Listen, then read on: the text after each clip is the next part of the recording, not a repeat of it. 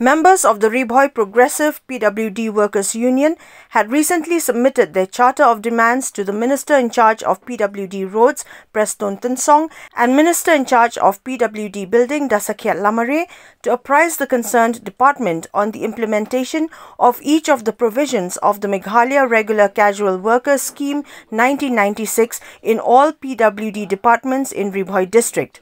Some of the demands of the casual workers include legal entitlements, recategorization of workers in matters related to their living wages, regularization of work, provision of safety kits and uniforms to workers, implementation of Supreme Court order of equal pay for equal work, the implementation of mandatory social security mechanisms for women at the workplace as per the Prevention, Prohibition and Redressal Act 2013 and twice a year medical checkup for all casual workers. Dan nakalian kejungi akini si balda bakalai kotre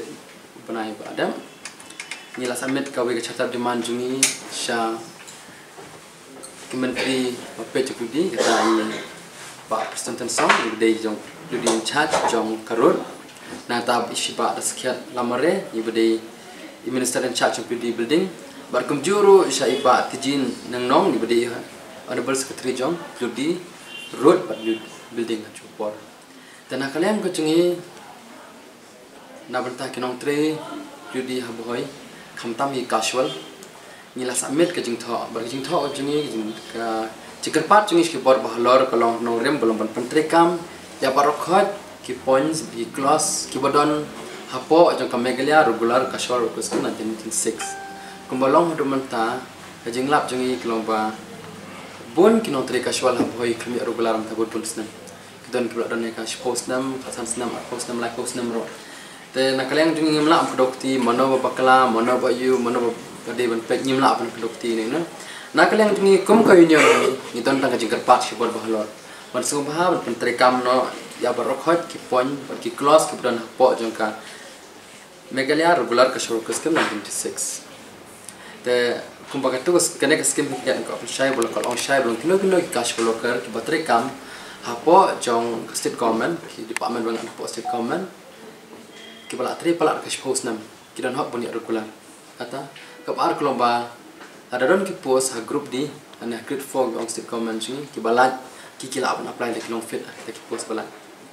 lor ka tanong rem na kalian gechungi kerpan ki berbalor belomban pentrekam ki point ki clause jong ka Meghalaya regular casual workers scheme 1996 dak dia ro ka jujing tho jungi sura demand bang asmet ki bor bahlor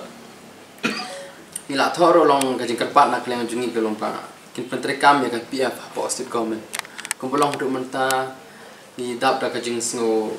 benyau belong jing sorit ro ta belong ba ngilap belong ka EPF scheme klam pentrekam state government jungi akibat pentrekam ki dia central government but ki private companies the entities posted hari ki office sarkar jong ka state government jungi klam pentrekam ya kan scheme ka EPF ka belong providential fund jong kinotre tiki donro kum ka ASI ko de scheme nam ta pang bustam nam ta kinotre tum kener kom don teki overtime alawan so ngilap ba dum ta kim don posted government kum tam kali PWD department chori Bhoi bingilap menta te nalor kine ki don ki shti kha khonro nam ta kilong kmi bolong ba ki bor ba nam te ki don ki diana salawan so bolong ba ki ba man la wake away nong tray ki don hok ban yo te nakalian ko jungi tho ro ko jing tho ko jungi ngi shaki bor ba lor karpat eki ba ki kategori per kum ki unskill ki semi skill ki skill highly skill